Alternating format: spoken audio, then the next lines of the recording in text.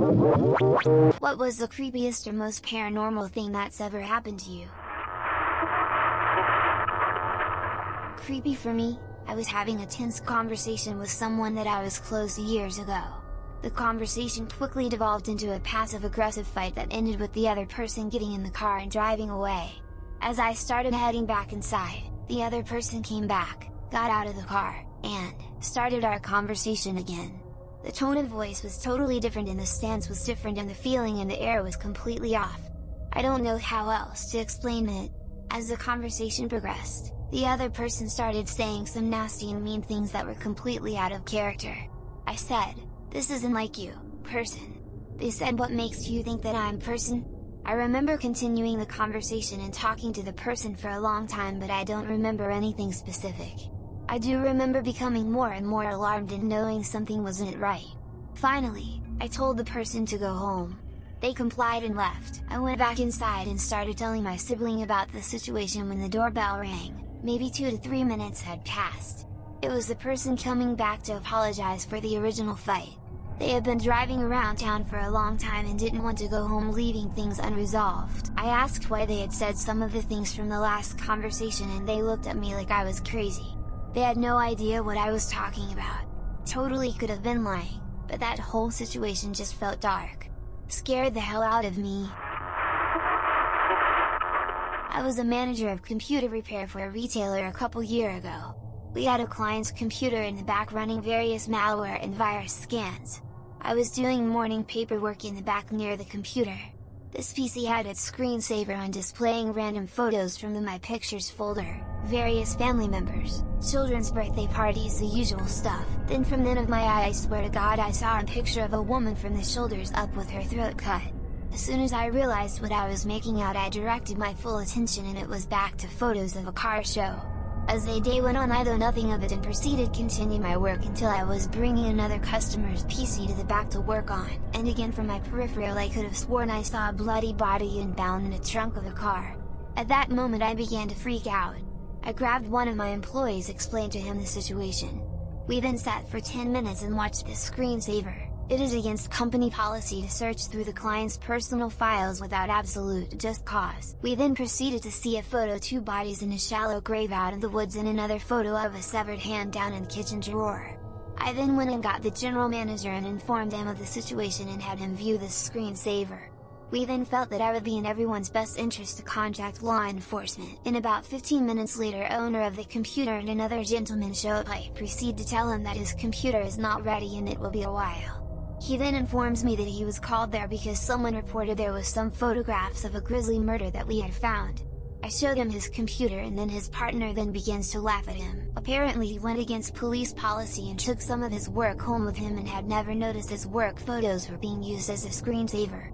TLDR, a detective unknowingly brings me his computer filled with gory homicide pictures that get mixed in with his screensaver. I soil myself thinking I am dealing with a murder. Call the cops and the detective returns to investigate his own computer. I was living with my now mother-in-law in a house she had just purchased a few months before. We had all had various weird feelings or experiences in the house, but 2 really stick out. Collectively, there were 3 dogs living in the house at the time. One evening we are all sitting with our backs to the hallway. This is significant, watching a movie. All of a sudden my German Shepherd and my terrier both perk up their ears and start staring down the hallway behind where we are sitting. I mean, full attention. I notice and turn around. The light in the hall was off. It was dark, but of course don't see anything. 5 minutes later, they're still staring and now growling. This time my wife and I turn around and we both watch as the light switch on the wall gets flipped on. Dogs went crazy and so did we. A few weeks later, same scenario, light is off and we are watching a movie. My German Shepherd loved to play fetch and we always had a million balls around to entertain her. This time, she's staring down the hallway and wagging her damn tail. This time, we all notice again and start to watch. I swear to God, a ball, single orange tennis ball came rolling down the hallway towards her. We all went white. There were a few others, but Jesus, I hated that hallway. It never felt like a bad energy, but my feeble little brain was still scared nonetheless. Edit, one more story. My mom-in-law was having these dreams a few weeks after moving in about the house catching on fire and burning to the ground with us all inside. Horrible. About 3 weeks after these dreams we woke up one morning and distinctly smelled smoke coming from the house somewhere. Panicked, we all started searching and eventually came to the garage. On a rafter, we noticed the smoke coming out from around a fluorescent light fixture. At that moment I realized, my god, it's attached directly to this old dried out beam. The light was left on all night and it was clearly burning the rafter ever so slightly. Lights are not supposed to be secured/screwed onto a rafter like that. So we like to think our ghost hosts were looking out for all of us. After that, her dreams stopped. Thanks Ghosty. Not creepy, but definitely paranormal. I was about 17, and was in my bedroom crying my eyes out over something. Home could be difficult at times, and that evening I was really upset. I really needed someone to talk to, but the only phone in the house was downstairs where my parents were, so calling a friend wasn't an option. I didn't know what to do to deal with the crap I was trying to live with and really felt that it couldn't go on for much longer. I remember thinking, please, someone, just help me. Not a prayer as such, I'm not really sure if that does any good, more sort of a mental scream into the void. There was definitely no one in the room with me, it was a tiny room, and I had my back to a chest of drawers. And then I felt something on my left shoulder, as if someone was standing behind me and resting their hand on me. I could feel the weight of each individual finger, and the palm cupping my shoulder, and I could feel warmth from it. It didn't scare me, but it was enough to stop me crying. I guess the feeling lasted for a minute or so and then just stopped. I have no idea what it was, but it was enough to calm me down. I wish I could feel it again. I shared a room with a guy in college who was a musician. He'd stay out late almost every night and come home around 3 or 4 in the morning. Our room was a straight shot through the kitchen from the front door. One night I woke up to the bedroom door opening and figured it was just my roommate coming home after a gig. I thought it was strange that he turned the light on when coming in. He knew I was a light sleeper and would normally use his phone's light to shine around the room if he was looking for something while I was asleep. My bed was twin-sized, positioned against the wall connecting the bedroom to the kitchen. When he came in, I was facing the wall. I kept my eyes closed and pretended I was still asleep because I didn't feel like having a conversation with a most likely drunken friend while I was still half asleep. I heard him go to the side of the room, opposite of my bed, and rustle around his desk and dresser looking for something. Sometimes he would grab some clothes for the next day and go stay at a buddy's house so I wasn't concerned. Then I felt him start reaching under my bed. I kept a few things under there, but he would normally ask before straight up taking anything of mine. At that point I was really confused and annoyed by all this, so I made it a point to, aggressively roll over on my other side and face the middle of the room in the direction from where he was reaching so he knew I was pissed that he was ruining my beauty sleep. Then I heard nothing. But I could feel he shot up from under the bed and was just standing there. I never opened my eyes, but I figured he would either apologize for waking me up or something. But he never said a word. He just stood there. After probably 2 minutes with the light still on, I heard him leave the room and go to the kitchen. I opened my eyes after a couple more minutes because he left the light on in the bedroom. He wasn't in the kitchen, but he had pulled a knife from the knife block and left it on the table. I checked around the house, and couldn't find him, but quickly realized my Xbox, book bag, wallet, etc. were stolen. I called my roommate to see if he had been home but he was miles away at a party.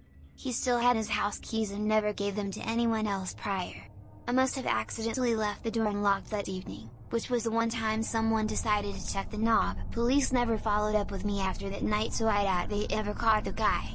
I can't imagine what would have happened if I ever did open my eyes and see that guy standing there or if I chased him out to the kitchen. TL, doctor, someone walked into my bedroom while I was still asleep, stole my stuff, and watched me from the side of my bed. I was driving to pick up my friend from the airport around 10 at night. His girlfriend was also with me as she wanted to see him as soon as possible. We were going down some dark, super lonely back road. I've never been that way before, but I was following good old Apple Maps. Eventually we came up alongside a train that was matched with our speed, so we couldn't see out past it on the right side of the car. After a couple minutes of that, we came upon a train yard on our left. A very spooky, very generic horror movie train yard. Nothing crazy yet, except for the fact that it went on and on and on. We probably spent 10 minutes driving at 45 miles an hour down a dark back road, with a train yard on our left and a train on our right blocking the view. Eventually we made it back into society and picked up my friend from the airport. We told him all about the spooky train yard and train, and were excited to drive back and show him just how much it was like a generic horror film. We drove back down the same roads, it wasn't there. We never passed a train yard. There were no trains on the tracks, now on our left. Friend's girlfriend and I flipped out. We swore up and down we drove right along the train yard for a long time. The drive home felt much shorter.